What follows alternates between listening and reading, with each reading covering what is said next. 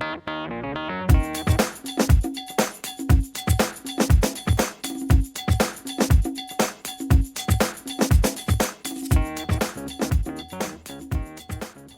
días, hoxe imos a falar das especies invasoras, mais, que é unha especie invasora? Pois é aquela que introducida nun ecosistema diferente ao de orixe, intencionadamente ou non, e que se convirte nun infesto debido á descendencia fértil e a súa capacidade de colonización.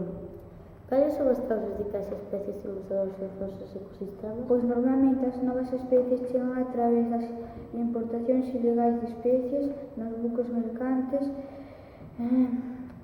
que realizan longos percorridos por todo o mundo, nas maletas, nas propias mercadoiras importadas, nos colectores, pero tamén aquelas especies exóticas que se compran a modo de mascota e que posteriormente se liberan no medio natural.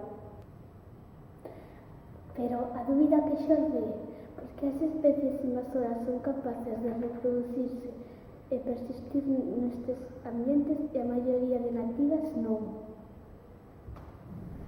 Como pode un organismo ser capaz de adaptarse a presións ambientais ás que nunca estivo exposto?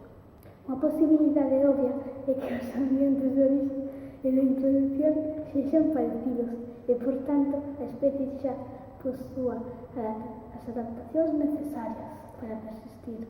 Claro, e ademais tamén pode ocorrer que, aínda que o novo ambiente sexa diferente, os recursos sexan abundantes e os inimigos escasos.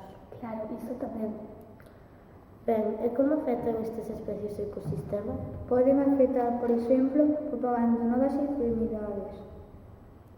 Que debemos facer para loitar contra as especies invasoras? A loita contra as especies invasoras é sinxela, pois que pode realizarse con medios químicos, físicos e biolóxicos, pero en todo momento require un cuidadoso estudio, xa que poden afectar a outras especies, ademais da especie obxecto de control.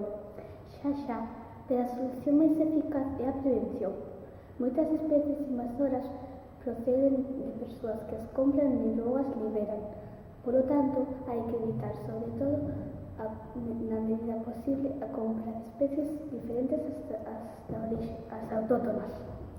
Nalgún momento poderían ser beneficiosas? Sí.